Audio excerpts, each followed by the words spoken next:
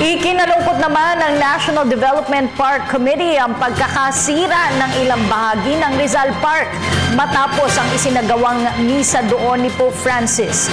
Ayon dito, umabot sa mahigit sa 8 milyong piso ang halaga ng mga nasira tulad na lang ng mga halaman, gate at flagpole.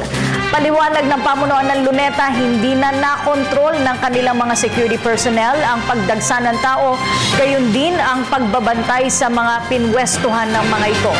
Dahil dito, humihingi na sila ng tulong sa Department of Tourism at Department of Budget and Management para maisaayos ang mga nasira. Git nito, may malalaking event na gagawin sa Rizal Park kung kaya't kailangan nilang madaliin ang pagsasaayos.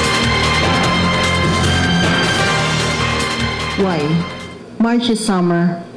The moment you plant in March, you might as well have just wasted your money away. February, we're looking at medyo malamig-lamig pa. And if we plant even on the first week of February, medyo ma-stabilize na yung mga halaman na ibabalik namin. Tapos, makaka-withstand na. Pero, yun na nga, double time lang kami sa pag-maintain pagdating ng summer season.